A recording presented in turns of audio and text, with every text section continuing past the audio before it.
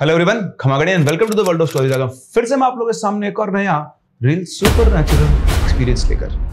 भूत, प्रेत, आत्मा, राक्षस, डेमोनिक एंटिटीज, क्या ये सिर्फ भारत देश में एग्जिस्ट करती है?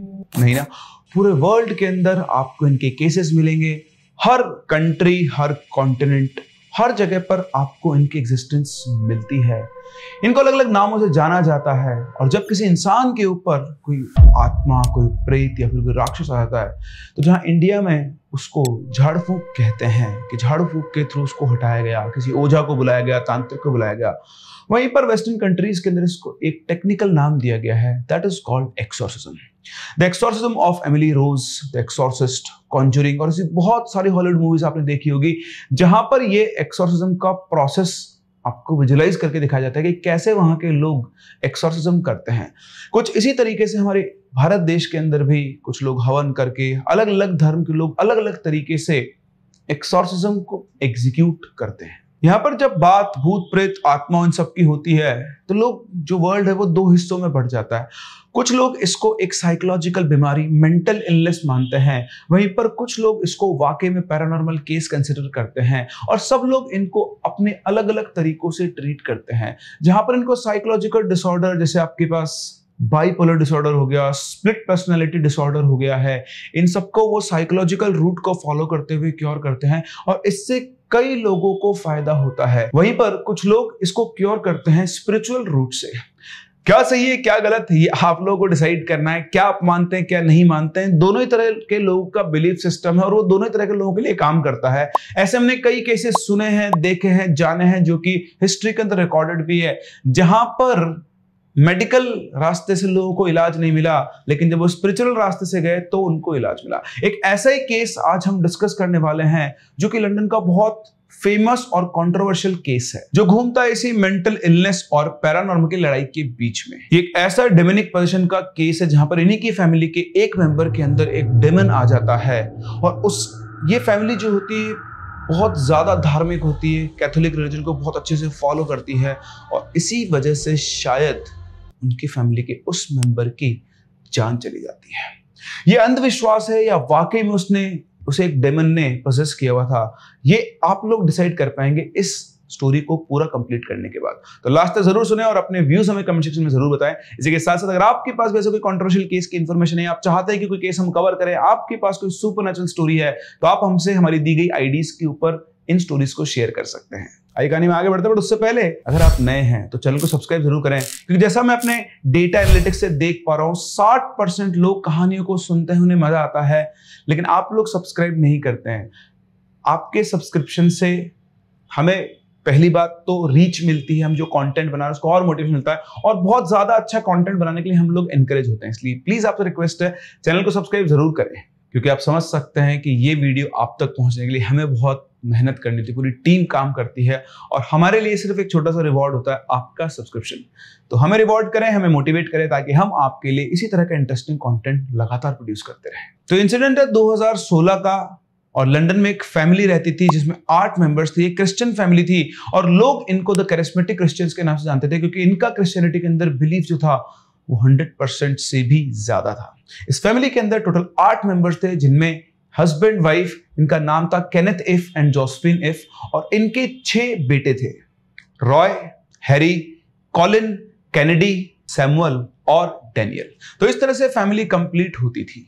तो जो इफ फैमिली थी बहुत ही रिलीजियस फैमिली थी और क्रिश्चियनिटी के अंदर ये बहुत ज्यादा बिलीफ रखते थे। चर्च के अंदर होने वाली रेगुलर एक्टिविटीज में पार्टिसिपेट करते थे। सोसाइटीज के अंदर जो भी धार्मिक चीजें होती थी उन सबके अंदर ही बहुत पार्टिसिपेट करते थे। और इसी के साथ साथ ही कुछ सीक्रेट ग्रुप्स के मेंबर भी थे। Secret groups in the sense, कुछ ग्रुप्स ऐसे थे जो कि मोक्ष प्राप्ति, साल्वेशन के लिए काम करते थे, और कुछ ग्रुप्स ऐसे थे जो डेमोनिक पोजीशन से डील करते थे, डेमोनिक एंटिटीज से डील किया करते थे। इस घर के जो हेड थे केनेथ, उनका डीमंस के अंदर बहुत ज्यादा बिलीफ था या इंटरेस्ट था, और जब भी कभी कोई ऐसा केस आता जहां पर डेमोनिक एंटिटी से डील करना है या पोजीशन से डिस्कस करना है, डील करना है, तो वो इनके अंदर बहुत एक्टिवली पार्टिसिपेट किया करते थे। इनका बेटा कॉलिन भी नेचर में बिल्कुल इनके ऊपर ही गया था और उसका भी अपने पिता की तरह डेमोनिक एंटिटीज के अंदर बहुत ज्यादा इंटरेस्ट था, और जब भी उसके फादर के पास ऐसा कोई केस आता वो डिस्कस करते, वो भी उनके साथ उस केस की डीलिंग में पार्टिसिपेट किया करता था। इनका दूसरा बेटा कैनेडी, तो इस तरह से आपको बताया 8 लोग ये मेंबर थे, उनके 6 भाई ये सब थे। तो एक शाम की बात है, सभी लोग घर पे बैठे हुए चाय वगैरह पी रहे थे, तभी कैनेडी एकदम से बाहर से बहुत तेज गुस्से में चलता हुआ आता है और आकर जो कॉलिन होता है उसकी चाय को उठाकर फेंक देता है और वहां से चल जाता है। और जैसे वो जाता है, यहां से कॉलिन जो है वो कैनेडी तरफ देखकर बोलता है, hey man what is wrong with you. उधर से कैनेडी घूमकर कॉलिन को बहुत गुस्से से घूर रहा होता है। उसकी आंखों में एक अलग ही तरह का गुस्सा होता है, जैसे वो अभी के अभी कॉलिन को मार देगा। ये देखकर कॉलिन को गुस्सा आता है और उससे बोलता है, hey man what is wrong with you, first you misbehaved with us and now you are staring us like we have done something wrong, are you mad. Kennedy कुछ रिप्लाई नहीं करता, घूमता और चुपचाप अपने रूम में चला जाता है।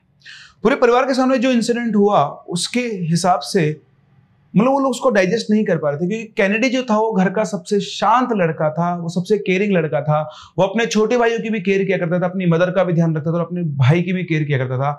ऐसा बिहेवियर आज से पहले कभी कैनेडी का नहीं देखा गया था, जो कि आज पूरी फैमिली ने देखा था। ये सब देखकर इनकी जो मदर होती है वो कॉलिन के कंधे पे हाथ रखती हुई बोलती है, don't worry, let it go, he might had a bad day, don't worry.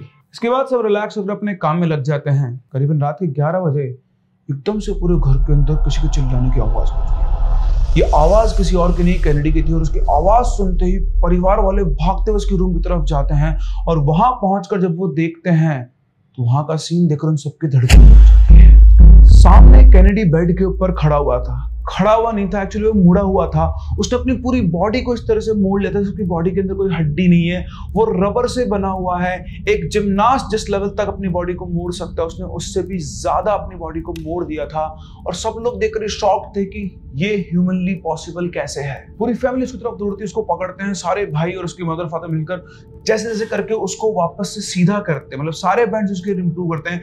और जैसे उसके फादर उसको पकड़कर लास्ट में मतलब ठीक करते हैं, वो अचानक से उनके हाथ के ऊपर काट लेता है और काट के वो सीधा सा जब छोड़ता है, उनके हाथ को खींचता है तो उनका मांस तक उसके मुंह में आ जाता है। वो बहुत तेज चिल्लाते पीछे हटते हैं तो देखते हैं सामने उसके मुंह पे खून लगा हुआ है और अभी वो एक वाइल्ड एनिमल की तरफ बैठा हुआ है।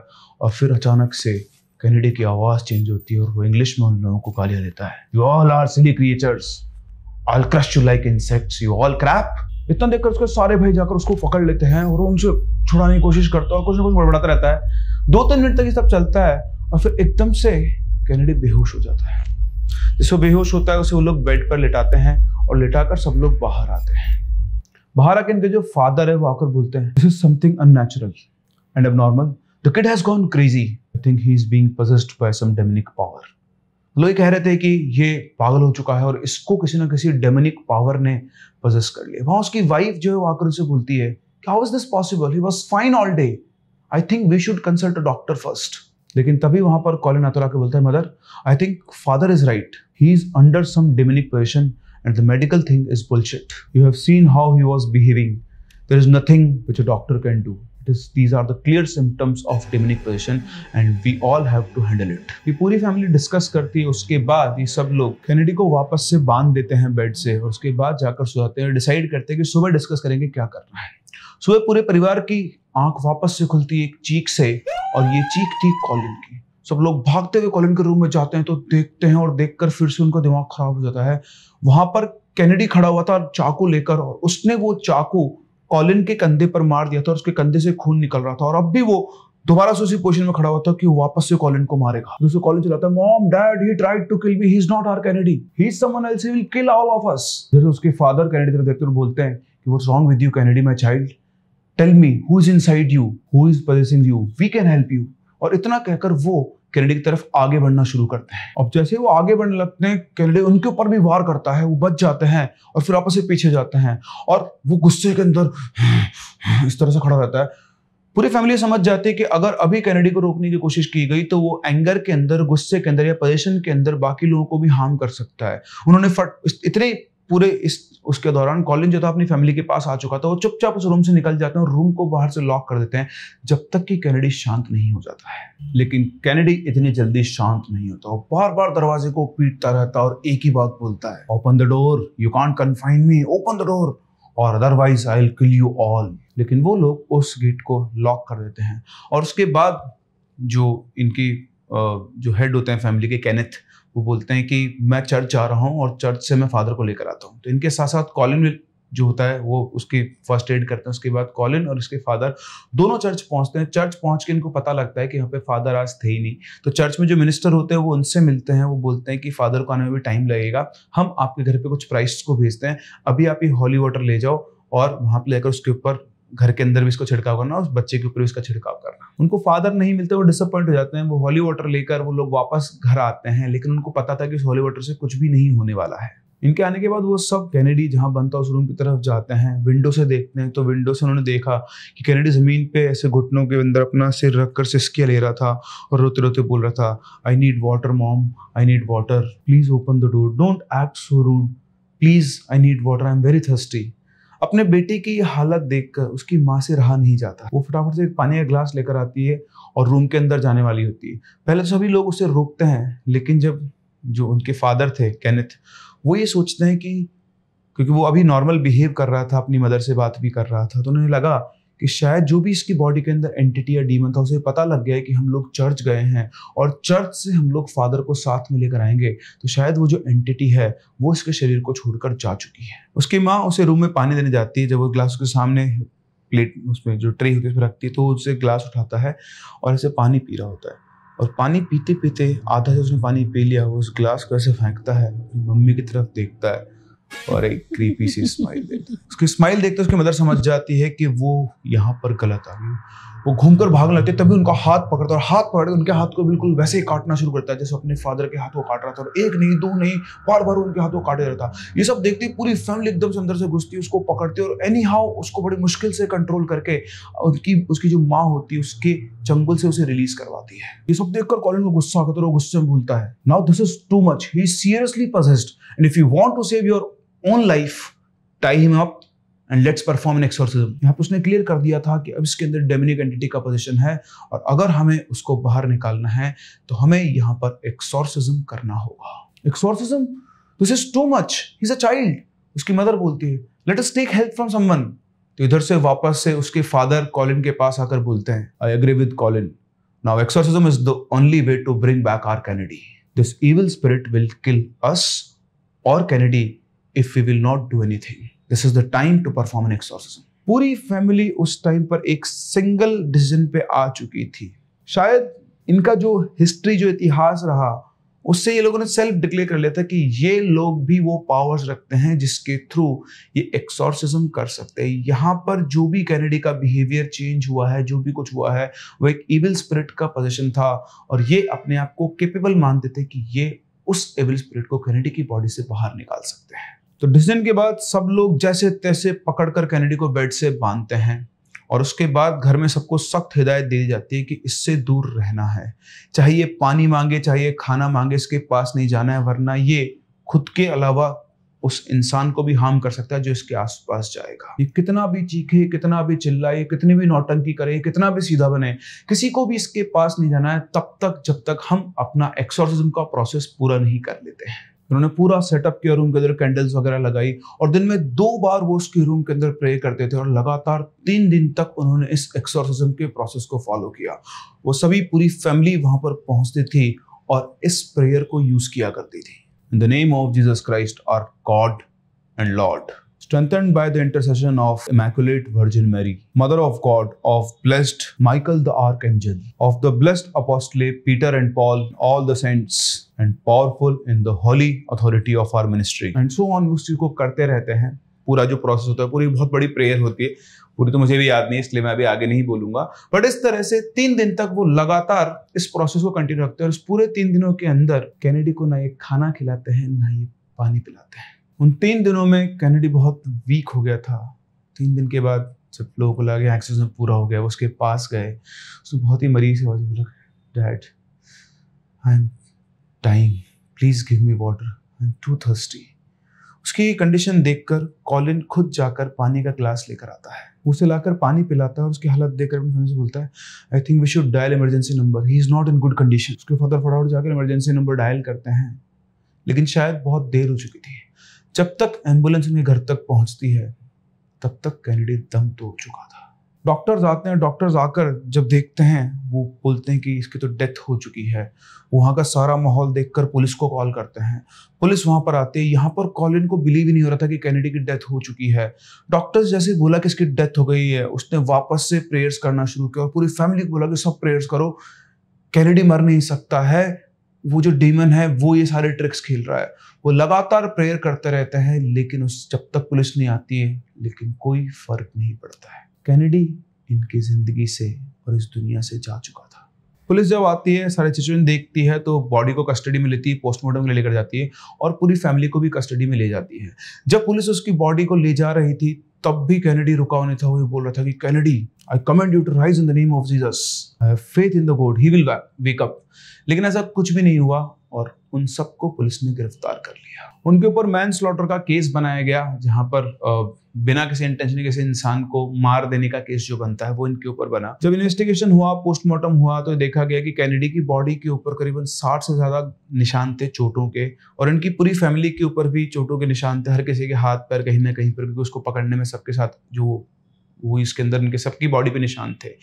फाइनली इन लोगों ने बचने के लिए ये केस बनाया कि अपने सेल्फ, मतलब जो कैनेडी था वो इन सबको हार्म कर रहा था, मारना चाहता था, तो खुद के प्रोटेक्शन के लिए उनको कैनेडी को वहां पर बांधना पड़ा। पूरी फैमिली ने ये कोर्ट के सामने एक्सेप्ट किया कि उन्होंने प्रेयर्स की थी ताकि कैनेडी ठीक हो जाए। वो ये नहीं मानते हैं कि उनका किसी सीक्रेट ग्रुप से कोई एसोसिएशन है, और ना ही उस फैमिली ने ये माना कि उनके एक्सोर्सिज्म के प्रोसेस की वजह से कैनेडी की डेथ हुई। इन सबका मानना यही था कि कैनेडी की जो डेथ हुई है वो डेमोनिक पोजीशन से हुई है। ये पूरा केस 3 साल तक चला और उसके बाद इस फैमिली को रिलीज कर दिया गया, क्योंकि प्रूफ्स का अभाव था।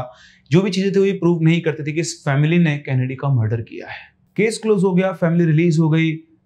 फैमिली ने उसको बांध रखा था सिर्फ और सिर्फ अपने सेल्फ प्रोटेक्शन के लिए, और इस तरह से सब लोग बरी हो जाते हैं।